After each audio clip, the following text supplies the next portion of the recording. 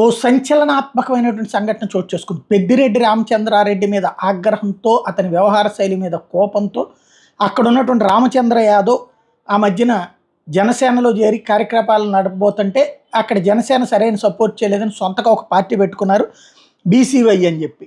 డైరెక్ట్గా హెలికాప్టర్లతో తిరగలిగినటువంటి వాడు కర్ణాటకలో రియల్ ఎస్టేట్ వ్యాపారం చేసేటువంటి రామచంద్ర యాదవ్ ఇప్పుడు సదుం మండలంలో రామచంద్ర యాదవ్ ఎన్నికల ప్రచారంలో ఉండగా హత్యా ప్రయత్నం జరిగింది.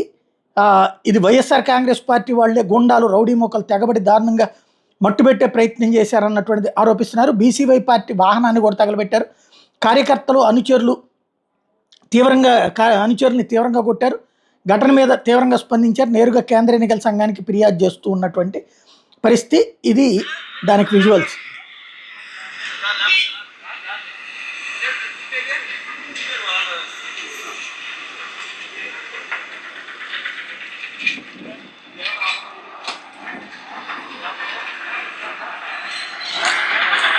ఇకపోతే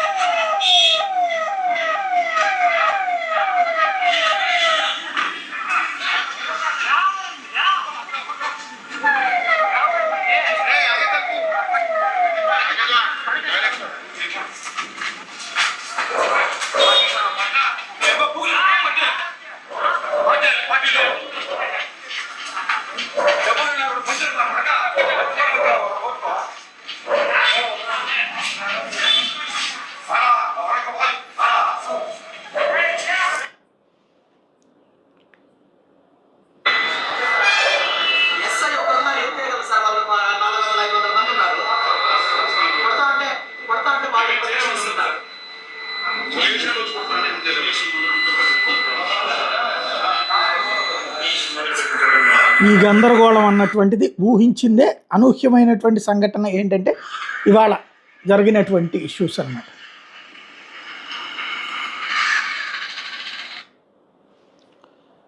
దీని మీద ఇప్పుడు